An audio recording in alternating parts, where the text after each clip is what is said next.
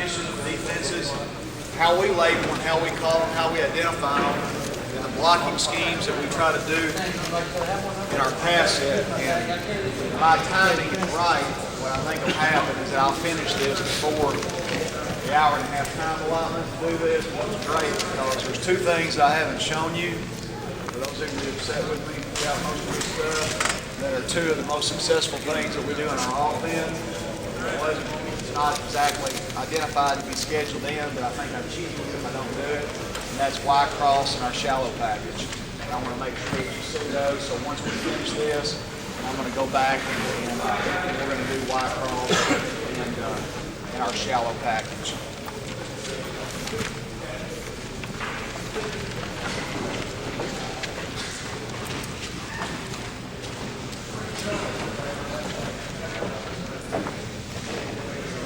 First thing that I was taught when I went to BYU the first year that I was at Kentucky, the guy that was the offensive coordinator there last year was running back coach. He said, remember one thing, this is the most important thing that I can teach you before you leave here. Assignment comes before technique. He said you can be the greatest technician in the world. You can be the greatest blocker in the world.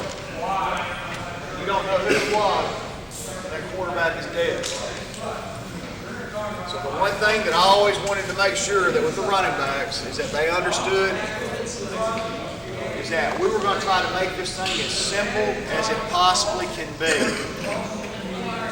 So when we do this, and I show you, there's only about 6 defenses that people line up in the whole world of football. Now they call them 95,000 different words. Every little technique that changes, they say, well, this changes the whole thing. Well, not to us. Because we're going to recognize about 6 basic fronts, and we're going to call everything one of those 6 basic fronts. Because if we do that, we understand that we can teach everybody the proper assignment. I can have a 230-pound guy back there blocking. Bench press is 600 pounds, 4 or 540, and wins every tough man contest known to man. He can sit there and look at one guy and not be his responsibility. This guy come off the edge, and you're holding quarterback and cost us the entire season.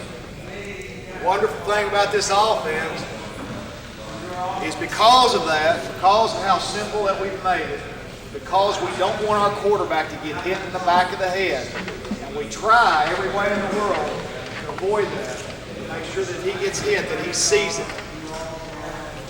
The history of this offense, starting in 1988, and now through 4 schools, or let's say 3 schools that Coach Hal Mumme was the head coach of. And then you now go to Oklahoma, who for 2 years ran this offense, identical, word for word, exactly the same. And then you go to Texas Tech, where this offense is, and then you go to Valdosta State, where this offense is. So you're basically talking about 3, 4, 5, 6 teams in a span of 15, 20 years. There's never been a quarterback that's ever been lost, that's ever missed a ball game because the hit that he's taken. And that's phenomenal when you think about the fact that you're throwing the ball 50, 40, 45, 60 times a ball game. Why is that happening? It ain't. It's not luck, I promise you that. It's a little bit of luck. You know, there's a little bit involved, like always. Because our quarterback, you'll see, takes some of this stuff I've got here ain't pretty. There's some mistakes that are made. You'll see some quarterbacks take some good hits. But they don't take very many big hits. Most of the time when they take them, most of the time they see them. And that's because of this spirit theory and that philosophy. The assignment comes before technique. It's crucial that all of our players understand as to how this whole concept works. When I tell running backs, when I coached running backs and I worked with our offensive line coach, we were just like this. The O-line coach and the running back coach need to be good friends.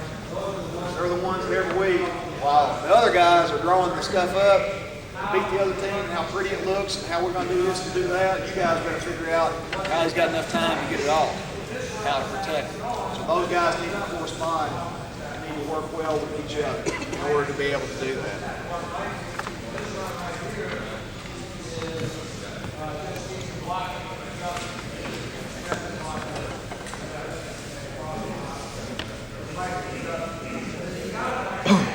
Okay, here's the principles behind that.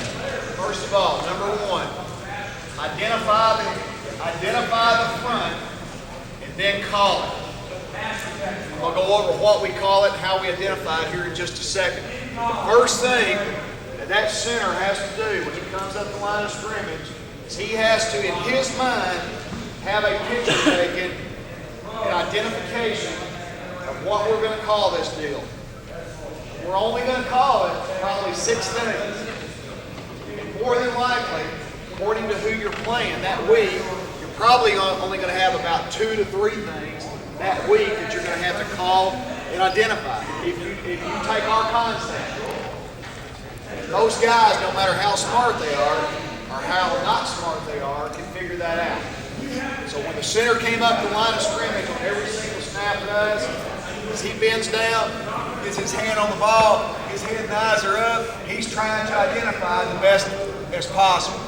He's got the play call. Now to do that, something that we do that's a little bit, I don't know how unusual it is, we always went on the same count. Every snap in Kentucky was on the same count. We go, 2, 2, go! Go meant somebody went in motion. Okay? Hit! Ball snap. You say, well, God, Coach, they're going to figure that out. Yeah, they are. You're right. They're going to figure it out, and guess what? So are we. We're going to know what it's on. We're not going to jump off sides. Now, we do have a couple of little tricks in there. Okay? Number one, it's not a rhythmic cadence. It's not 2, 2, go hit! 2, 2, go hit! 2, 2, go hit! It's not the same thing every time. It's 2, 2, go! Hit! 2, 2, go! Hit! 2, 2, go! Hit! It's different according to whether we have motion or not motion, orbit motion, fly motion, whatever type of motion it may be, or where there's no motion at all. But then, somewhere along the way, we have a special word that we can use. We can come up and go, zebra, zebra, zebra. 2, 2, go, hit, hit, hit it, hit, hit. And the ball hasn't been snapped now. In a ball game, we're going to have 80 snaps. We're going to have probably at least 5 to 15 no plays. Where we're going to come up the line of scrimmage, and we're going to go black type zebra, black type zebra. Zebra would be the key word. Key word means we ain't got to play, guys. You're dead. There is no play. We ain't called a play. You can't block anybody. There is no play. And all year long, from August on, from spring on, we practice zebra. Anytime we don't never change that. It's always the same deal. Zebra, zebra, zebra, zebra. 2, 2. Go hit. Well, what happens to the defense? 1998 against Mississippi State, they're a very good defensive football team. We have them at home. 15 times during the game, we go with our call, zebra. They jump off sides 14 times. So now what? You've taken guys that are NFL draft picks that are busting their butt coming across the line of scrimmage who now are doing this. So we do change cadence, but when we're going to snap the ball, it's always going to be on that deal with the exception of that rule and one other little exception. Sometimes you want, in this offense, to be able to walk up the line of scrimmage, put a hand out on the ground, and let your O-line come off and rip off the ball. So if we're going to do that, we may go to the huddle, or we may not even go to the huddle. We may just start yelling, quick, quick, quick, quick, quick, quick. Now all of a sudden, we're going to sprint the line of scrimmage. We've got a pre-designated play that we're running for that week. We're going to run, say, the stretch, okay? We're going to quick, quick, quick. Automatically, we're lining up one formation that whole week, okay? Wherever we say quick, we're sprinting to the line of scrimmage. They've got personnel coming in off the field. We're going to get them before they get on the field. We're going to yell quick, quick, quick. We're coming up the line of scrimmage. Hit! We're going on the first snap. Lining up and running stretch play. We may do that once, twice, 3 times the entire game. So now we've changed the cadence in a couple of different ways, but it doesn't confuse us. It doesn't confuse us at all. So when we're coming up again, get back to the recognition of defense. That center's coming up the line of scrimmage. His head and eyes are up. He ain't got to be the smartest guy in the world. But the one thing that we don't want him having to think about is Is it on 1? Is it on 2? Is it on 3? Well, it's on the same thing. Unless it's purple, or unless it's zebra, or whatever the code word is that we've used, meaning that we ain't got to play. Now we come up and we go, 2, 2.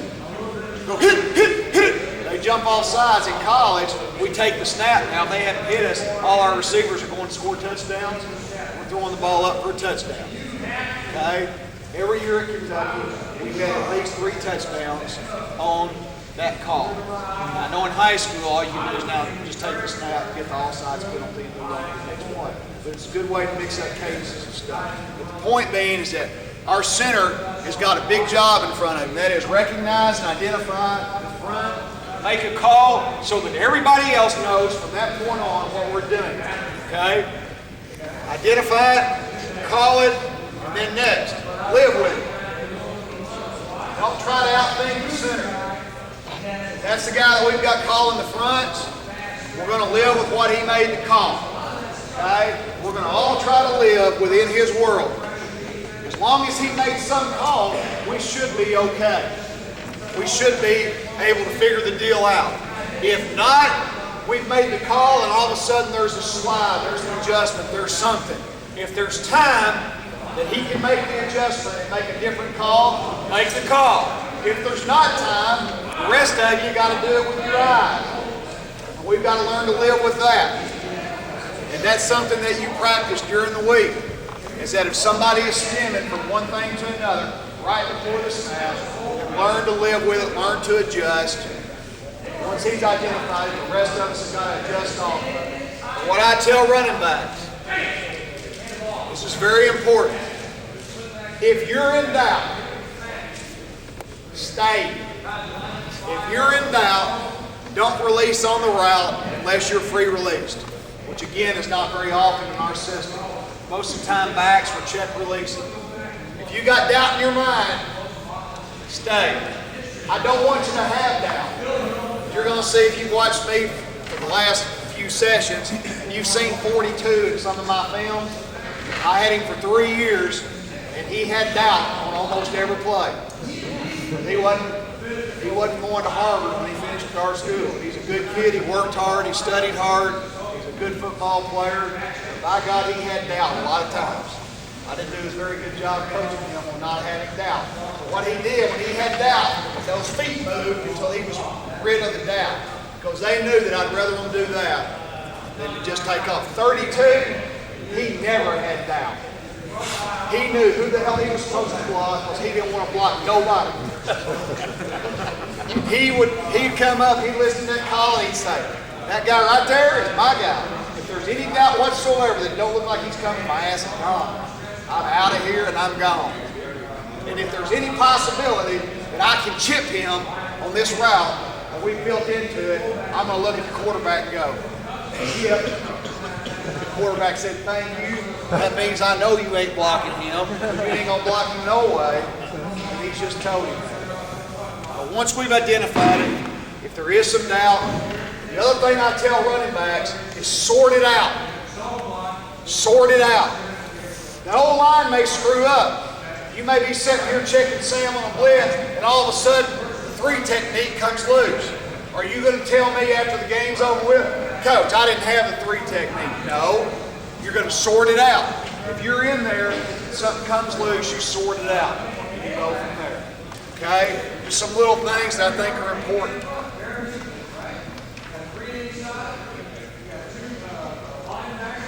We call everything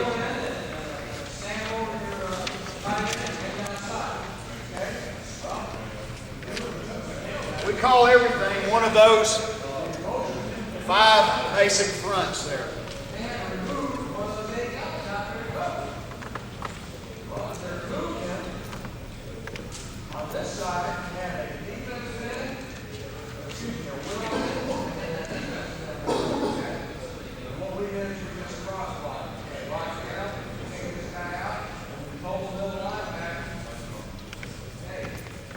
Everything that we identify as a front, we call it one of those deals right there. We either call it a 32, 4-3, a 4-2, which then means anytime we had 6 people in the box, that But we were going to add a word. If we had a running back left, we were going to add a word. That word was going to be nickel. Because what the center was asking, when he says nickel, the center is asking the running back, which one of these guys that are lined up at linebacker are you going to take? So he comes back and he says, 4-2 nickel, 4-2 nickel. If I've got a young running back here, he's scared as hell. His first day of practice, he's probably sitting there going like this. That center turns around and goes, nickel, you idiot. And the kid then goes, oh, Roger, Roger. What he's told him is that I'm going to block the linebacker on the right. Okay? If he was on the left or he was going to go to the left, he would go, Louie, Louie.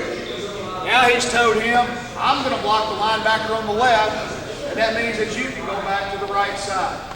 Okay? So when he says the word nickel, he's asking the running back, which one do you got? Because I got to tell everybody else which way we're going. And I'll show you that here when we get to the fronts in a second. 5-0 or bear. We just called it, Coach Morris and myself, there were 5 guys somewhere up front. Center, the 2 guards are covered. We just called it 5-0 in Canada, in Canadian football. Coach Morris coached 1 year in Canada, that's what they called it. Other people call it the old Buddy Ryan Barrett. Okay, we just called it 5-0. Okay, so you'll recognize it here in a second. And then the last thing there, 33 nickel. 33 nickel again ends up being 33. There's a 3-3 front. There's 6 guys in the box. However, nickel, running back, which side are you going to take? Okay? Which guy are you going to work on so I can tell the other guys which way to go as to who they're going to work on. And the only other thing that might come in,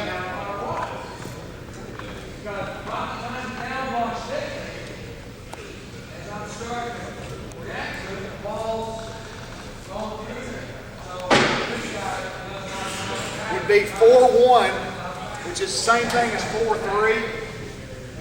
With one possible variation, which we've had happen a couple of times. It's a 4-3. However, Sam and Willie are outside the box. If you can get a tendency on a team who's playing a 4-1, Sam and Willie wide, that the Mike backer is not playing any games and all they're doing is bringing one of the guys off the sides, is that you may sometimes want to work a nickel call into the deal. Allows a back to end up being able to release a little bit differently. I'm not going to get into a little bit in depth.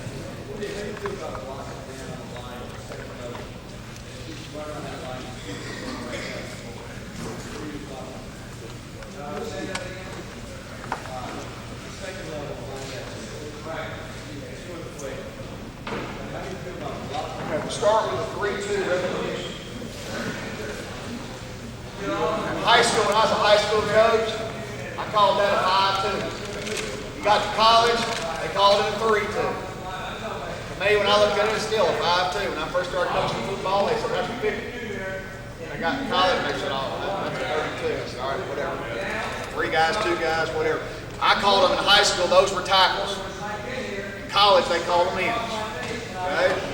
I called those guys ends because they were usually up on the line. And in college, they called them Sam, the wheel, and the light, and the buck. That didn't mean nothing to me. That's what they called them. Or at least in the school that I coached at, that's what they called them. When you went to these clinics, that's what they called them. To me, it's still just an old 5-2 defense. But we don't see very much of that in the SEC. Maybe once a year. Okay? We saw it against Penn State at the Outback Bowl quite a bit. We do see it occasionally. Here's what our system and what our belief is, if you can get it in your head, is that right now, in this deal right now, there are 5 bodies inside the box, and we got 5 bodies inside the box. To make this simple for everybody there, is that if we're going to run the lead draw like you saw a while ago, is we're going to take 5 bodies to block 5 bodies. If we're going to end up leading the back, he's going to lead to his pass responsibility, which would be either Sam to the right or Will to the left. Okay? Now, identifying the defense is that now we want to be able to always get our backs out if at all possible. So in teaching them this system, what we're going to do is that we're going to come up and identify 32. That tells the running backs that they know that they get the dual read now. What a dual read means to them is that I got to check two guys before I can lead. I'm going to check inside out. If he doesn't come, I can release. If he comes, I now have to check the outside player. Same thing here.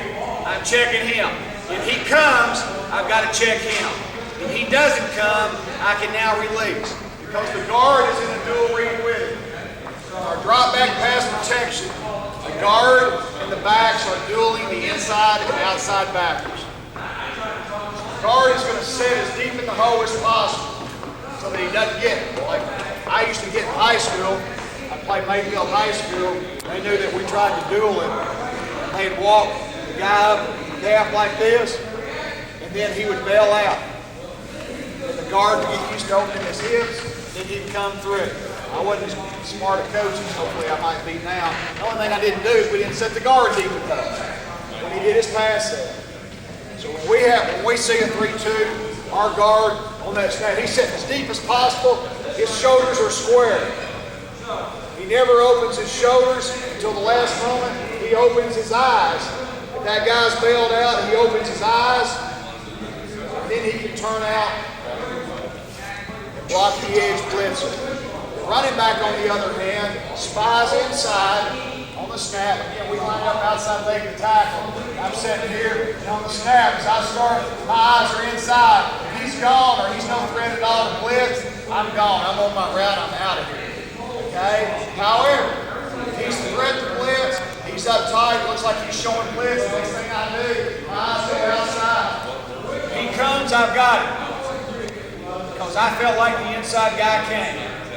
I may end up getting out late, but better late than sorry. Okay?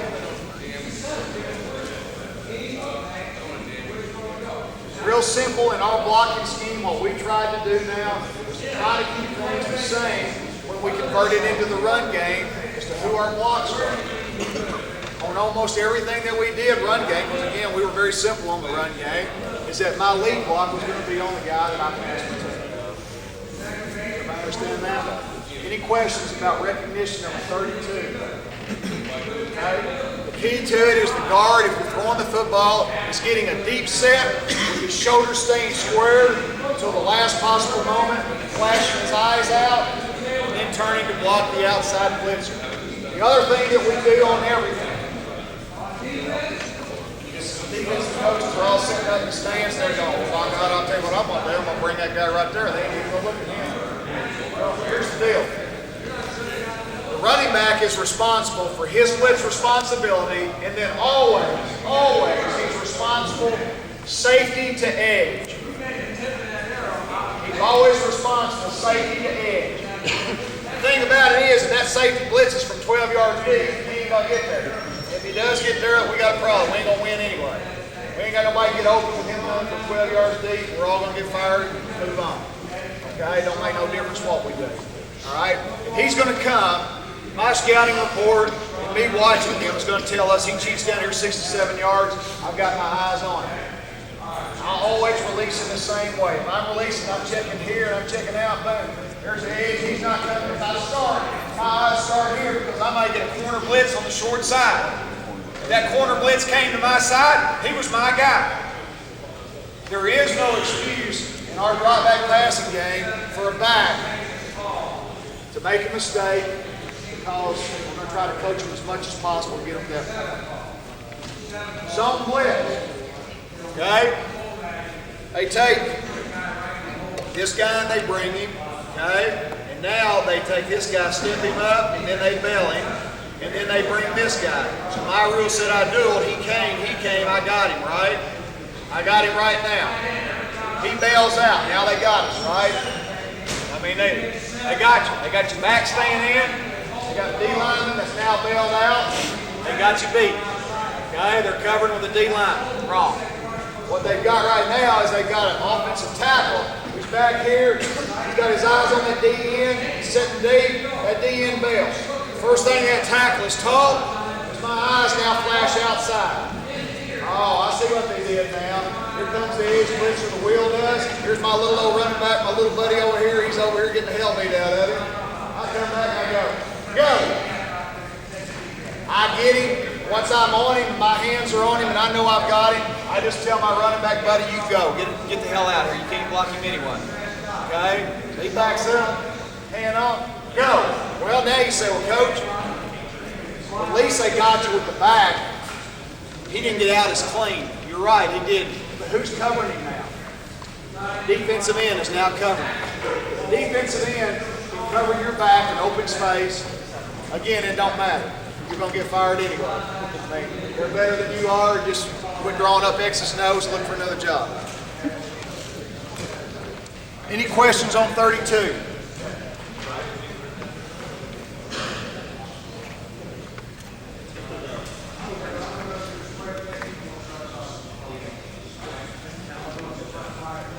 Okay, the most common front college football for a long time has gotten to do this. 4-3. Some of my stuffer's kind of wearing off. And all we're going to do is come up. The center's going to walk up. He's going to go, oh, shit, I got one of these easy ones now. 4-3. Mike is number whatever. Mike is number 43. Back on the right now goes. All right, he said Mike was 43. My eyes go to the right. I find the first guy that I think is a linebacker, and I go, there's Sam. Back on the left, looks to the left of who he said Mike was, and he goes, there's Will. I always got Sam if I'm on the right, I always got Will if I'm on the left. We don't care who they are to you. To the defensive, to the opponent, we don't care who you're calling them. It might be your nickel guy, it might be your strong safety. We don't care. To us, that guy's Sam, that guy's Will, because he said that guy's Mike. And that's how we're identifying it, because when he comes off the field, I want to say, what'd Sam do? And he's going to be able to tell me what Sam did. The safety to the right side of the field to us is the strong safety. Safety to the left side is the free safety. It may not be their free safety, but to us, that's how we identify it. And remember, what is our goal? Our goal is to be able to identify everybody on the field and everybody talking the same language. That's what our goal is. So that's how we identify people in that front. Again, all we're doing now, same responsibilities, run and pass game. Pass game, check Sam. Block Sam if he comes. If he doesn't, check the edge as I release. If there's an edge blitzer, safety comes down, comes off the edge, I got it. One side of the field, corner blitzes, safety goes over the top, I got it. Okay? Other side, I got Will. As I release, somebody comes off the edge, I got him on the edge. Safety comes down, both Will and the free safety come. Which one I got? Whichever one gets there first. Whichever one you think is most dangerous. They got you outnumbered. It means they're in zero coverage. You better have a receiver that's better than the guy that's covering somebody. Or a plan, a screen, something that's come up. Run game, again, we run the lead to the left. I block the wheel. Same guy blocking pass responsibility. We run the lead to the right. I'm going to the Sam. Oh, I got an extra blocker. If Y ends up blocking Sam, I'll just keep on going to the strong safety. Strong safety's walked up on the edge of the line of scrimmage. And we'll have a scheme to where he'll either go here or he'll go here or vice versa. Okay? Again, the most important thing is identifying who are they. That's all we're trying to do is identify.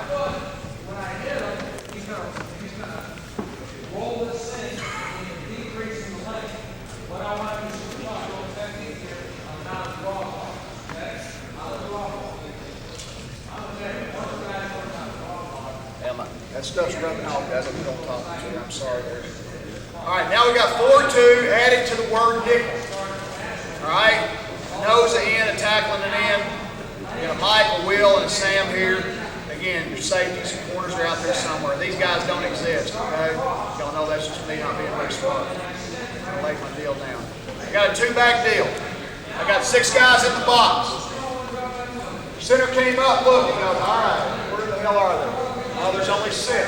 All right, 6 guys. That means I need to make a nickel call because we want to get one of these backs out for you as fast as possible. So he comes up and he goes, 4-2 nickel. Now the 2 backs in conjunction. What I usually did was I had a smart back not so smart back in the backfield together. Smart back made the call. Not so smart back didn't say nothing. Okay? Now, if you get two guys that ain't very smart back there, it don't really matter which one of them makes it, because they're probably going to screw up regardless of which one it is. If that's the case, just let one guy make the call. Okay? What we tried to do was make the call away from, if we had a two-back set, make the call towards the grass, if that makes any sense. Like, for example, right now, there's grass right out here. There ain't no grass out here. There's a player in the grass. Make the call towards the grass. Here's why. There's not an edge blitzer coming if there's nobody there. If there's somebody there, there's a chance for an edge blitzer. So what would the call be here? Make a Louis call. Why? Louis means I got the guy on the left, center goes. I got the guy on the right, this guy goes. It's Louis. That means all I got is the edge. I got the edge blitzer. If the edge blitzer doesn't come, I'm out of here. Okay? Most of the time with us, two-back set, that's the look we would get. We would end up with a Louis call. We evolved into that. Made us better. Because we didn't just come up and randomly make a Louis or a Roger call. Now we protect normally at least the four-man side when they got a four-man blitz coming. Okay? If we made a Roger call here, we would go, I got the backer to the right inside. I now have the edge. Whoever comes off the edge, center is working back. Now the center would look and he'd go. If he had Roger, he'd go team left. Team left. What he's told them is that us three guys right here are going to take those three guys right there. That's what he's told them when he said team left. Okay? Again, now we run lead. So we're going to run lead draw left. All right, who's my pass responsibility? This guy right here. Block. I'm going to lead on him. I'm going to come back here like this. I'm going to run the ball up in here. Okay? Try to keep the responsibility the same. Any questions? Coach, did your routes ever dictate Roger and Louis calls? It used to. That's how we used to do it.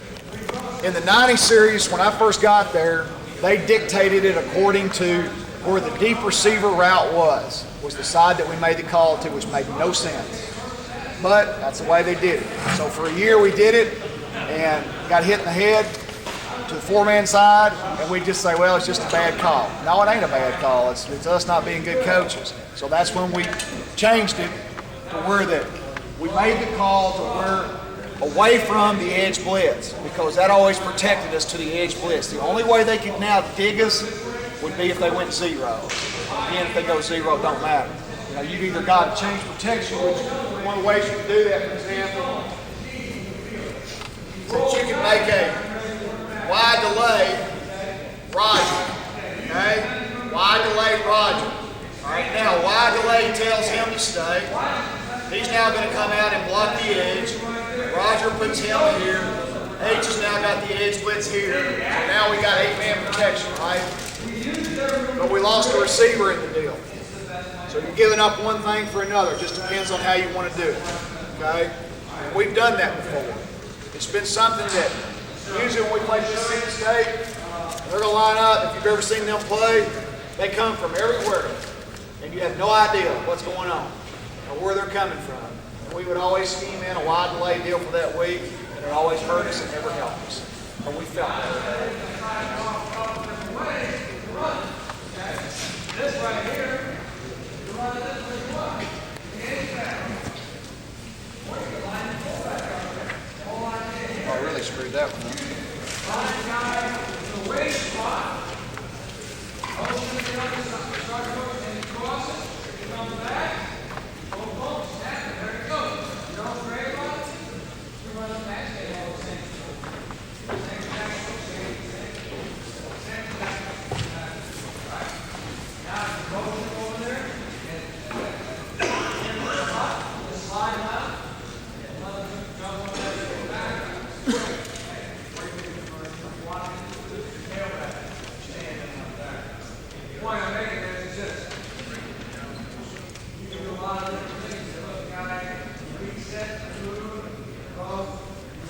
Right here, don't move at all.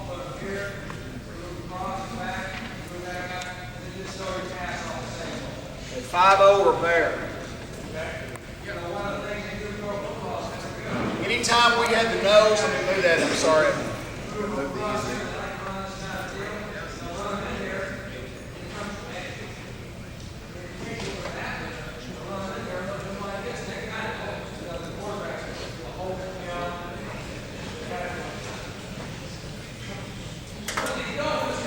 Anytime we have the nose, center, 2 guards covered. No matter what else we saw, that became a 5-0 call to us. The nose, 2 guards were covered up. Even if they're in threes, we would make a 5-0 call. Here's what 5-0 meant to us. Is that the offensive line knew that they were going to take the 5 guys and in some form or fashion lined up on the line of scrimmage, in this case, like this. It meant that the backs, this is what we did. Okay? We changed it. Most people still block this guy. it meant that the backs now had 2 backers that were off the line of scrimmage in some form or fashion right here. In this case here, I got the guy on the right, I got the guy on the left. The thing about Bear, 99% of the time, if you get a 5-0 front, you're going to have man or man 3 in some form or fashion, okay? Because they pretty much had to commit to that. So now in our identification calls, he comes up, it's pretty easy for him. I'm covered, they're covered. 5-0, 5-0. What he's now told everybody is that we got the 5 big guys right here, and it may not all be big guys. This is where you got to, sometimes you got to scheme. We've been connived a little bit in this defense before, okay? We got these guys here, okay? They got these guys here. What people have done to us is they took this guy right here. He stood on the outside of the tackle like this. He would do this, and then he would just drop off, and our tackle stood here and blocked error. He was blocking error really good. The error never made a sack the whole day. About 20 times during that game, that guy right there, who was a second-round draft pick, would either come here or come here like this. And this guy right here, 32, who did not like the block, as we've discussed before, wasn't real crazy about it, was coming to the sideline going, damn, coach, you know, what's going on here? I'm getting the hell beat out of here. Man, come in and hit this guy, he's running 10 yards hard, and I'm going to my butt. Well, guess who figured out the scheme in the offseason? 32. He comes up to me and he says, Coach, I got a great idea. I said, all right, let me hear it. He said, instead of me having to block that guy every time, he said, when I look out there at that wheel, and I see that he's a little guy, and he's kind of bluffing in and out, why don't you let me call squeeze left? Now what I've done is I've said, you 2 now take care of those 2, and I'm going to take care of him. And I said, let's get the film out. We got the film out and we watched it, showed how smart we were. We went through a whole game to where they dipped us the whole game. I mean, they got us the whole game. I mean, they were in the offseason and had me laughing. How stupid they were. And then my guy comes up to me and tells me how to do it. The thing about me, my ego ain't that big. So guess what we started doing? Squeeze left. Squeeze left. Or squeeze right. Whatever side it was, they did it. Because the next year, Georgia did it. One of the defensive back coaches went to be the coordinator of Georgia. We were ready for it. We prepared for it. He didn't have to hit anybody most of the game. That was good. Okay, good deal right there. So we're going to check here and here, but you got to be able to make some adjustments, and that was one of the adjustments that we made. We did it according to scheme, according to what they like to do. Okay? And again, you're going to see all these on film here in a few minutes.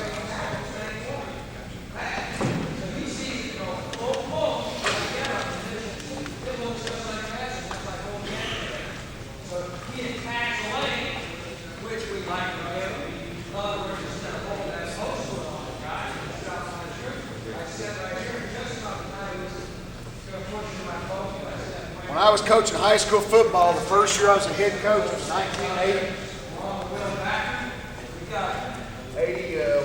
83. I used to lay awake at night trying to figure out how to block When in high school, I call it a 5-3 defense. Y'all ever seen that? 5-3. I swear it drove me absolutely nuts. I had no idea what to do or how to do it. I felt better when in about 84, I was at a clinic in Louisville. Jack McNeil, who was the head coach at Boston College, was talking. He said, you know, guys, he grew up this front. He said, you know, when I was in high school, I used to lay awake at night trying to figure out what to do. And I said, I ain't as dumb as I thought I was. But that stuff bothered me. He said, eventually what I figured out is if I lined up all my receivers out here, they had to move people out to cover. If they didn't cover them, I threw a quick screen to somebody. I said, yeah, I like that stuff. I did that so I drew all this up. However, we play Mississippi State, we play Vanderbilt, we will see 60% of the game, these guys lining up in this 33 deal. And then they got these guys out here, we call them dogs, because that's what they call them. And they earned our respect because they would knock the dog out of them. If you've never watched Mississippi State play, you're missing something. Those guys were flat out rocky. They come from everywhere. Here's the whole deal. How many guys they got in the box? They got 6. What does that tell the center? It tells the center that he's going to have to say, nickel. So the center comes up and goes, yeah, here it is. These guys in here, 33 nickel. Now he's asked for the call. All right? Say in this case here, we make a Roger call. We now go back to the right linebacker right here. That's the right inside backer. Guard in the center now take these 2. The back side, away from the call, takes the outside 2. And now the H ends up on the dog if the dog comes off the edge. They're balanced though, right? They can actually picture. They can now bring the dog here, okay? They don't have anybody to cover the Y if they do that, unless they bring the dog and drop the sand. If they do that, we're fine because our rule tells us to go man to edge. Man to edge. Safety down, check safety. Man to edge. Here's my man, I start to go, check the edge, well the dog's coming, I got it. That's not a problem. Problem is if they bring them both. But if they bring them both, what do they got to do? They got to take the safety, move him over here and cover the Y. So again, if they do that, they're in 0. So the scheme is sound. It's a sound scheme. Okay? The only way that you can max protect it again is take Y and leave him in to check the dog. And if you do that though, you're taking a receiver out of the deal. So again, you're just trading one thing for the other. We'd rather our Ys be running routes most of the time because they ain't very good at blocking. So we'd rather them do that. So again, if we ran a lead now, we'd lead up on the Sam or lead up on the wheel. More than likely. Depending on what we're doing. Okay? Any question on that? Coach, you make the right call. On the left, on the side. On this, we would probably make a Louis call, depending upon what route it was. It don't really matter. We're going to be wrong no matter what if they bring both of them. If they bring the wheel and the dog, we can't block them except on one side. So if they do it on both sides, we're screwed no matter what. The thing that we got is that we knew when they were going to do it by what they did with number 47, their free safety. So we would either have to hide, use some type of protection scheme, do some type of chip, something. We'd have to game plan something to take care of it. And it was just a hit and miss deal.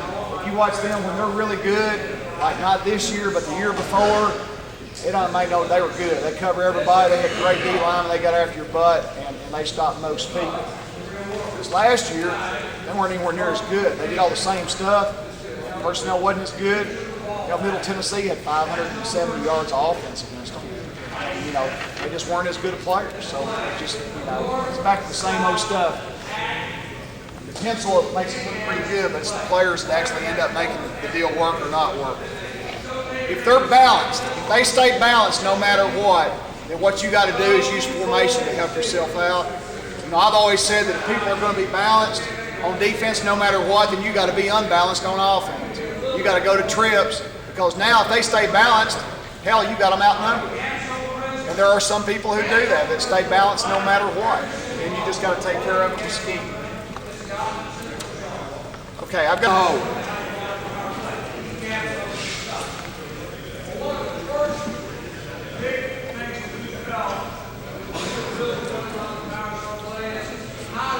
Tell all these ain't perfect. This is the real world where you actually get sacked.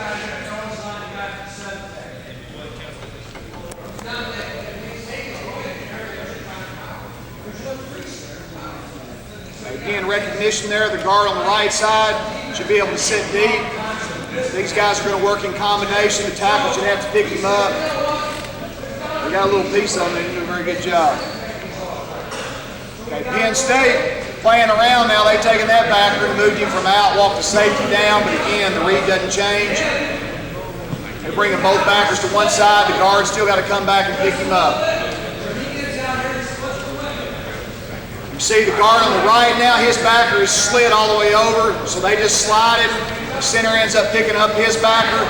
Same guys, man protection scheme, it's not tough, guys. They're just working in combination with each other. Again here, 3-2 front. Both guys come on the right side, so the back on the right picks him up. Because the inside, there's the inside guy, he comes, back on the right picks up the edge guy. They got it uncovered out on the left, make a big play and a score. 3-2 front.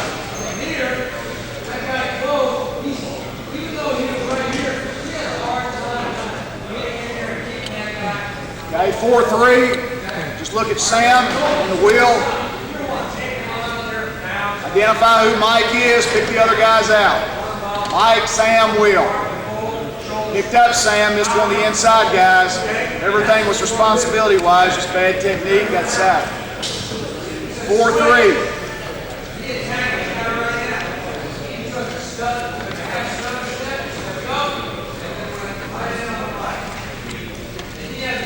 It was actually just kind of a 4-1 look like we talked about earlier today. Both Sam and Will were on the outside on the edge.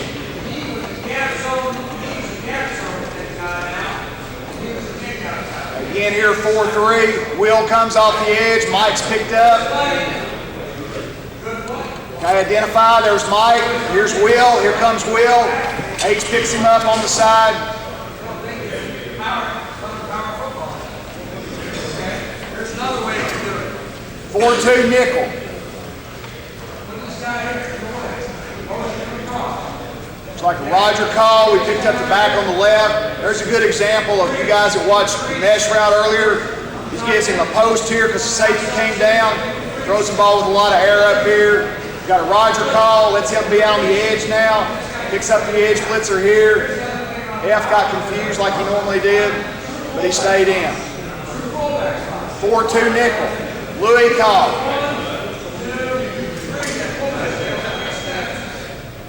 Assignment comes before technique. Remember that rule? Watch the back on the right here. He gets destroyed. But guess what? It's a hell of a lot better, right? Because it was assignment. Technique wasn't good, got his ass whipped, but he got his face in front of him, and the guy don't hit the quarterback. That's the whole deal. Assignment comes before technique. All right. On this particular zone block, gap zone block right here. 4-2 nickel. Should be a Louis call. It was a Louis call. Everybody's picked up. Back on the left got out. Back on the right had to stay and take the edge blitz. Here comes the edge blitz. They team back to 11. Watch what happens here. This is what I talked about with team. The center calls team right, team right. Now these three are going to take these three, watch them bump off, pick them up.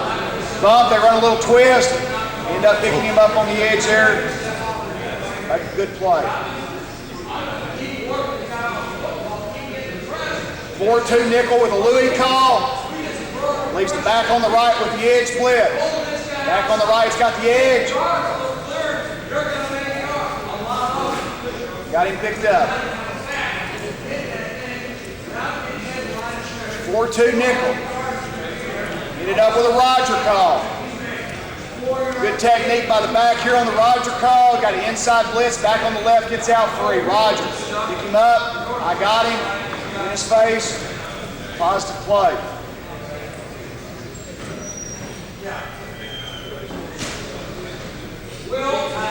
Five 5-0, Bear. Here they come. 5-0, identify him. Okay, I'm covered up, he's covered up, he's covered up. Okay, we got to have something. He should have him, and he should probably have him. And there's a guy here on the edge, so probably knowing him, what he probably called. Squeeze left, right? I bet that's what he did, and I bet these guys didn't squeeze. But I'll bet you one thing, he knew, yeah, that's what he did. He made a squeeze call, and the guard missed it. Again, 5-0 look here. Both backs get out, at least you can see the look. 5-0, he's covered, he's in a 3, he's covered, he's in a 3. Back, I got him, back, I got him. Unless he made a squeeze call, which he did, he made a squeeze call. He said squeeze left, I don't want to block.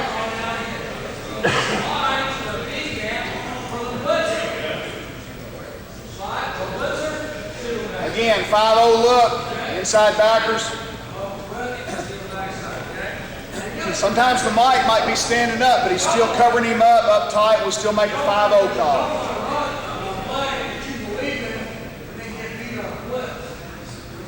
Again, 5-0 right here. He's got him right there.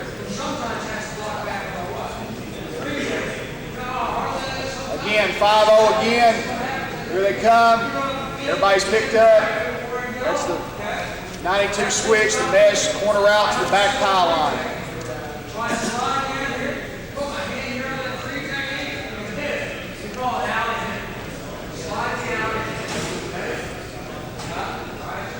As you can tell, it can give you some problems if you don't know who they are. Pretty good job here. Mix it up.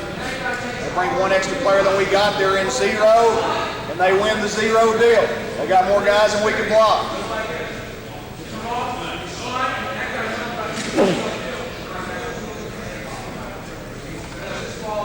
Give you a couple of 33 nickels here.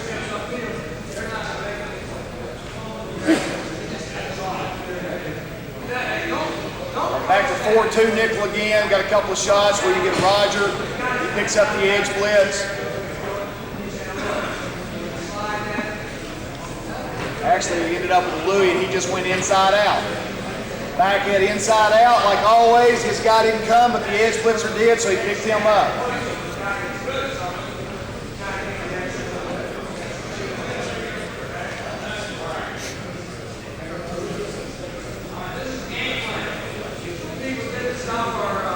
See, this is 33.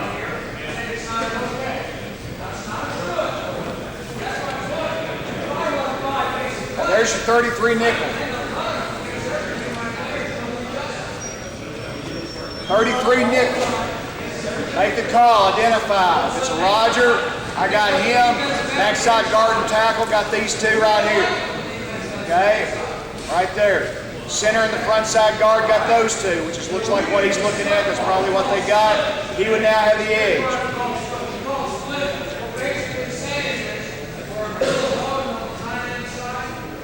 Good catch by our center there. Special play we put in. Okay, again.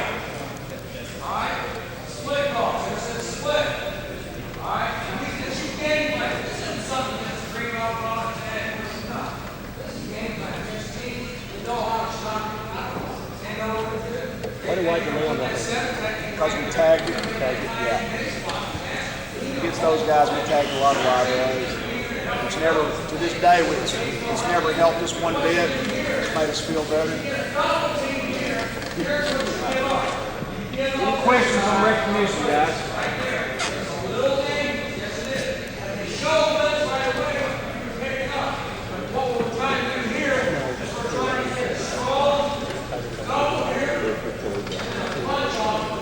It's all right with y'all.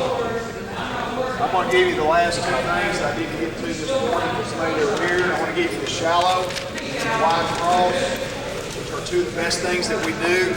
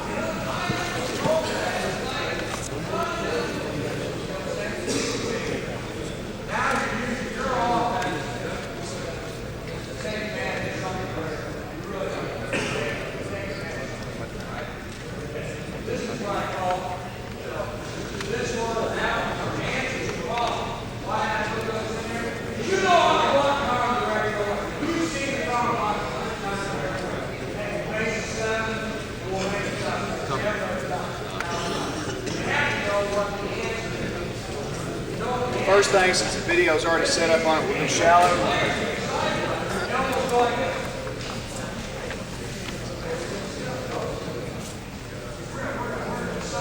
Alright, here's the deal.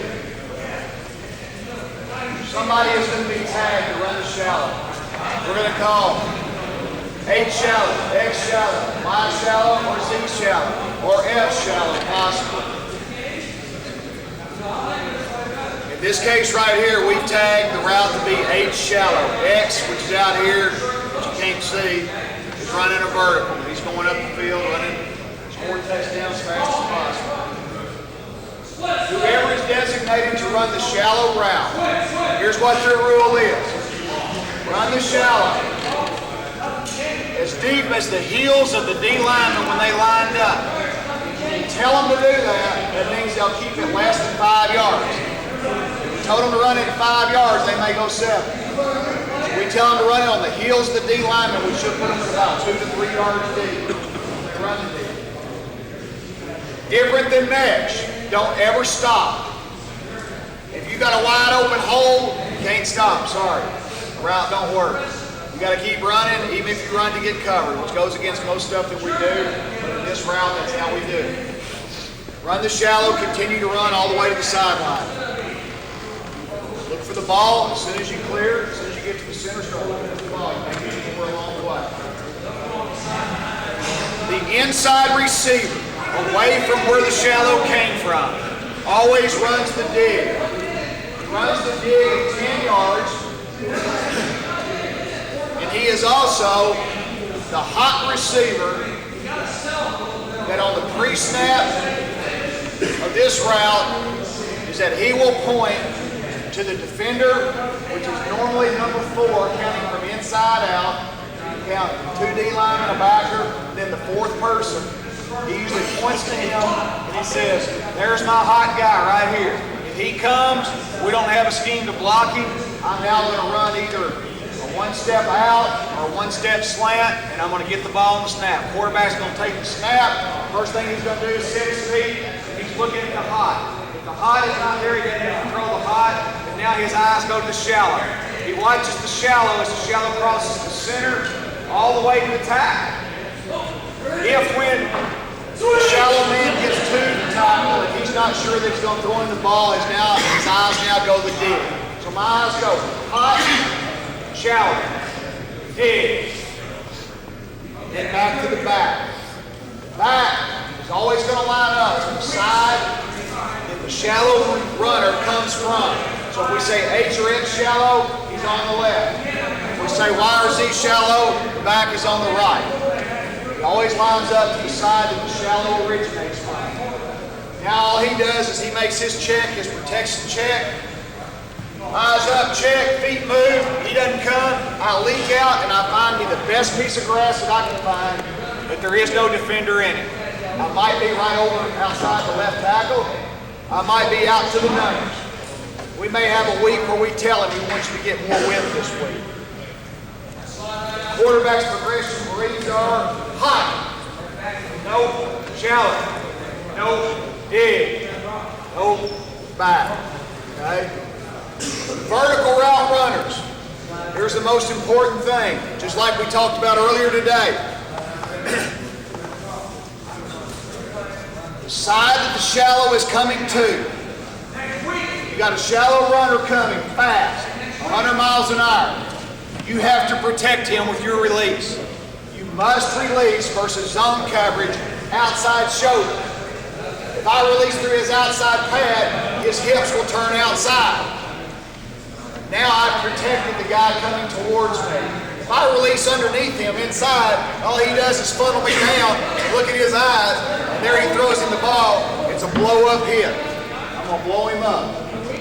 So I must know the shallow is coming to me, and I must release outside. Vertical route runner. If it's pure press man, I take the best release possible and go. But don't be wrong on it, because if you're wrong on it, it's got a guy killed. Okay? So again, we can tag X shallow, X is out here. If we tagged X shallow, H would go first and go vertical. X would counter step and come underneath. Y would still be the dig. If we tag Y shallow, Y would be shallow. H is now the inside dig runner to the opposite side. Okay? Everybody understand?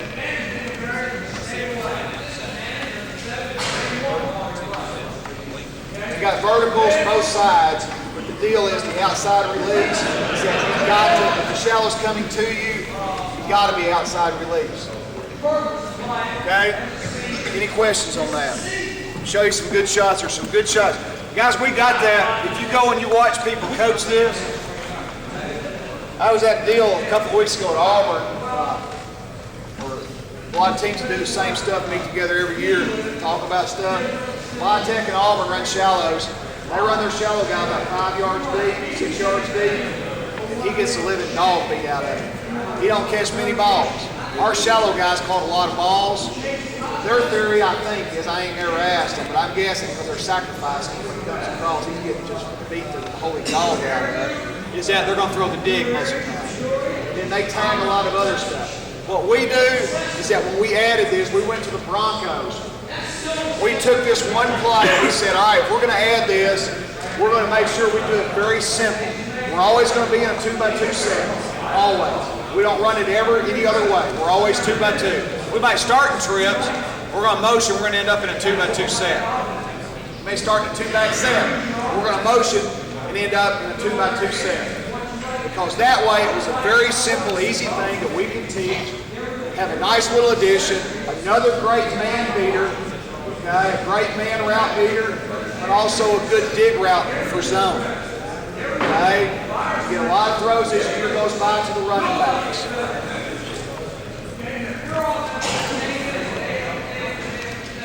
What'd you do to the safety robbing the dig? Good question. 2 years, we let him do it. Okay, the question was, what did you do to the safety robbing the dig? Okay. You know, we're sitting there, we ain't very smart. So I know you already know what the answer should be. We're going to post behind it, right?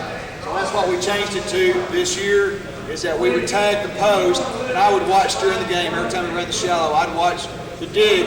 We would tag the post behind the dig. So if it was X shallow, Y's running the dig, we might tag Z post. And I just watch, when we run it, all I do is watch the safety. He robbed it, I'd go to coach and say, let's run it again and tag it. Just kind of playing games.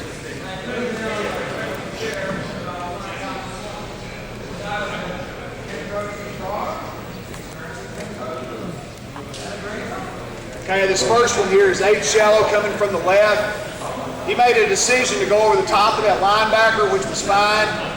We don't really care. We'd rather him come under, but the guy's kind of shallow there. And again, we cleared it out pretty good, and he came back and made a block.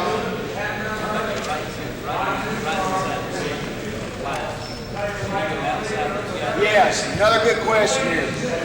And I'll tell you what happened.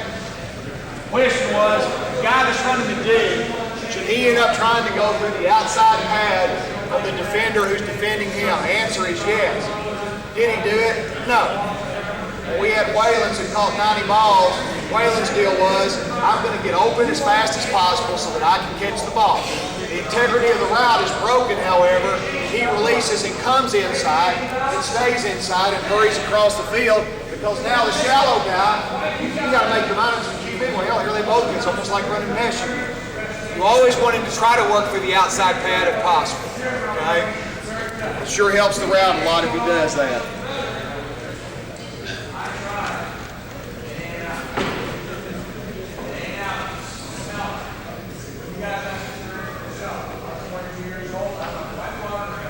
Again, you see the back leaks out late.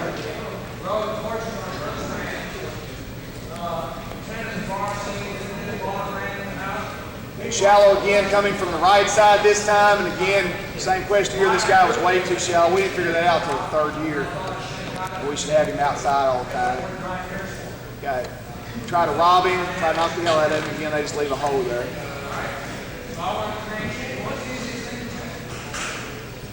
Back check. Back needs to wait until the shallow guy crosses his face and then go. Don't release till the guy's crossed his face. All right, now you see it with a little bit of a... You got Z shallow, the wide guy to the right. Shallow guy, this guy goes first. He comes under, Stay shallow. Here's what you can't get mad at. Watch this. You can't get mad at him because the quarterback can't look at him. The only way a quarterback can decide to go deep is on pre-snap. Otherwise, the quarterback never sees the verticals. Unless you tag the post in behind the dig, then he can read it. I love this play for a couple reasons. You can hand it off or toss. Again, shallow coming from this side. Pretty good angle on the shallow there. Kept it pretty, caught it about 3 to 4 yards deep. And you run the goal line with a short yard.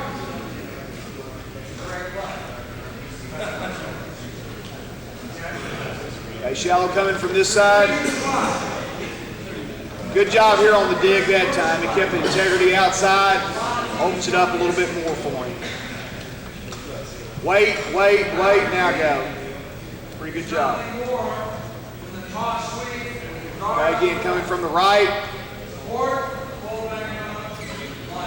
Great man beater if you got one guy that can beat their guy, guys. Very easy, simple route to teach. Spend you about 3 minutes a day on it. You got a great route versus man coverage if you got one guy who can beat one guy. Just tag the shallow to him. Okay, shallow's coming from the left now. Got the dig. He sets down on the dig there, which is not normal. Couch actually threw the ball behind him to set him down, which is something that only Couch could do. It's one of the few times we could ever do that. Most of the time, the dig is hit somewhere from center over. Okay, watch here with the dig. Goes through the outside. That's perfect there. Whoa. Coach just asked about a while ago. Watch him when he goes through the outside pad. How much better it times up. He comes off light. Look at that hole. Great coaching point going through the outside pad. Really good job there.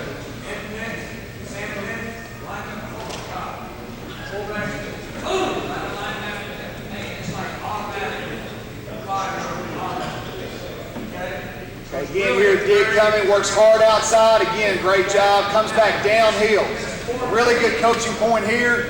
If you watch him come downhill, prevents the interception.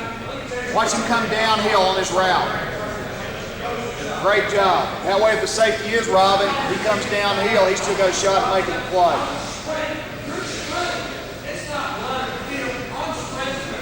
Okay, dig from up here. He's trying to get outside, but he doesn't. Again, opens up pretty good for him.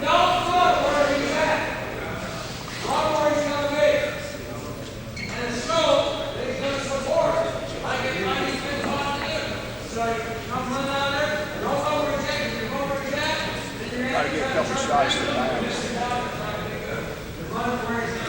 Okay, what we tell him to, get in trouble, find the back. Get in trouble, find the back. Somebody whips, find the back. Okay? That can usually help you out on the deal. Tim was really good at that. He had a lot of throws to the running backs. When he got in trouble, he get out there to one of them. They missed the hot on this. Tim saw the hot, but the receiver didn't run the hot. Motion over to get balanced. Here comes the shallow. Wait. Leak out late. Come back down and find him. If there's zone coverage, you can't find anybody. Get your eyes over to the running back. He's probably going to be open. If there's zone dropping, you got a good back. He does that stuff. Makes people miss. Makes the first guy miss. It's a pretty good little play here. This is one of those $50 million plays again. He knows where the back is. He never looks at him, but he knows where he is. Pretty good deal. Got one hot shot in here I'll show you. Okay, you can see him point here. He's pointing him out. He knows he's the blitzer. He knows they're in zero, so he's got a slant on. He looks at him on pre-snap, takes a snap, knows he's throwing the slant.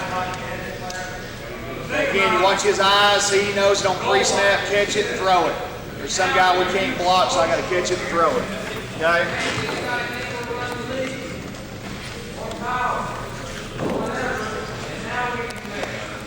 First coaching clinic I ever went to in 1980. My first year coaching.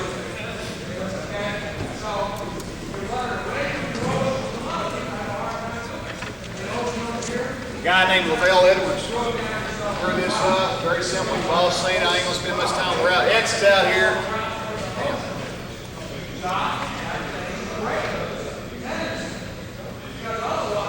X is going to score a touchdown as fast as possible. Take the easiest and best release. We don't care if it's inside or outside. Okay? Score a touchdown. Every now and then, tag the post over the deal. If they're robbing Y, throw the post over the top. Y. Always go under Sam.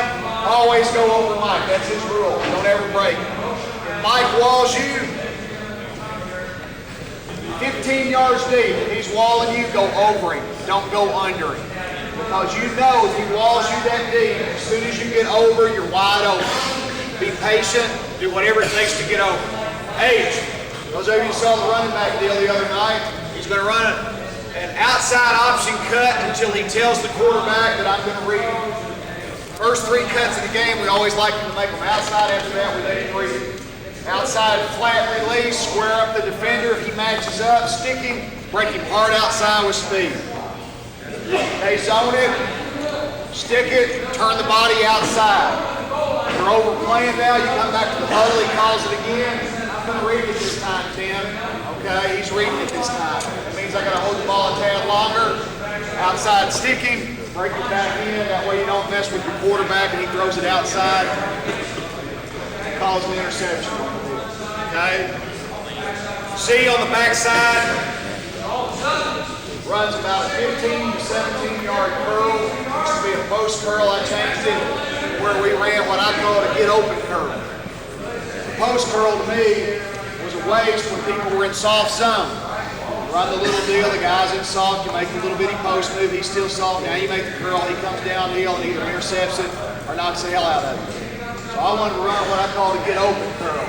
That means run at it, just like you would in man. Threaten him deep, make him open his body, get right square on him, threaten his outside shoulder, make him turn his hips, now stick him and come back downhill. Okay? Run that curl. Variations of this you'll see. Great job if you don't have a great option route runner. Don't have a great option route runner called double under. Make F and H switch as they run the route. F releases somewhere through here. We might make a fake and release him. H releases here. He works back to these numbers. F comes under him and comes to these numbers. Good little mesh route with those guys. Good change of pace in that. Okay? Any questions on that? I'll show you a couple of cut-ups. All we do is peek at X on the deal. Quarterbacks reads, peek at X for a touchdown. If that's not there, go Y to H to the backside. Okay? You get a great option route runner, change the call. Call it Y cross H. That tells the quarterback, reverse your reads now, go H to Y rather than Y to H. 3rd and 4, 3rd and 5. Call Y cross H. Tells the quarterback, read it H to Y now. Okay?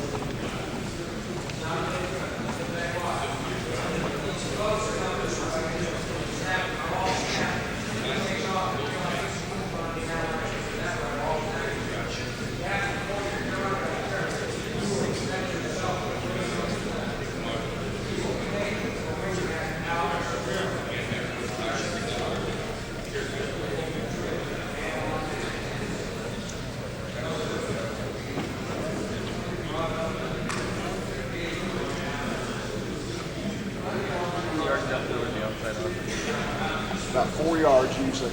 It might be, what we want him to do if we're trying to match up is get on him and then get off of him. Yeah.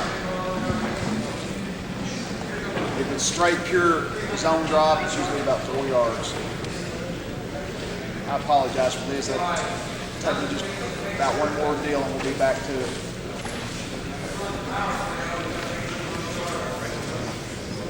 Quarterback steady right away. Quarterback what? Quarterback steady right away. See what now? No, it's one long and two short. Unless he's reading it. Well, on this, what you'll see on film is they were doing 4 back pedal because he read left. I probably wouldn't do that. I'd either back pedal everything or I'd go one long and two short out of that. And let him just keep over the left shoulder.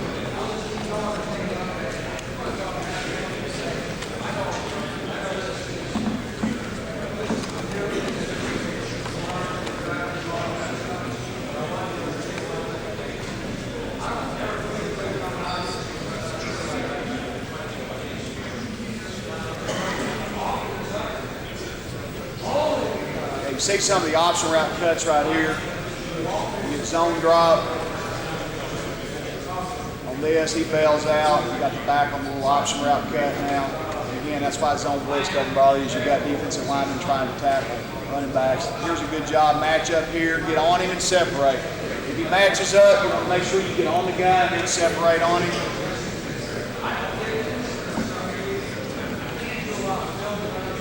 Doesn't have to be fast. That guy there just needs to be a guy that makes people miss if you've got one. If not, you need to do the double under deal. And this here again, you see him get on him and separate.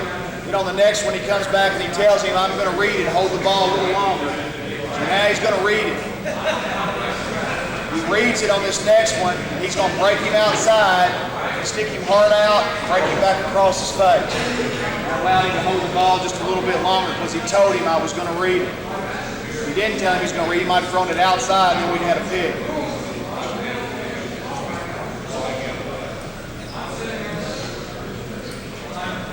Again, same thing there. Let me get up here to the double unders and make sure you see those.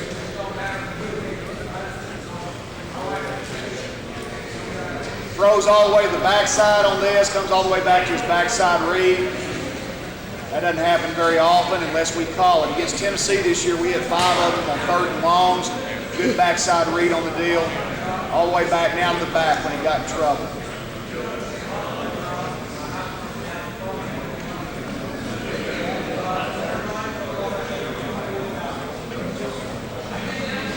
Now you get the double under, backs cross. H goes over the top, F comes under. H releases out, comes over the top, F comes under. Now you got the little, almost like a mesh route with the backs. If you don't have a good option route runner, that's a better deal. Again here, F comes under, H over the top. Pretty good deal.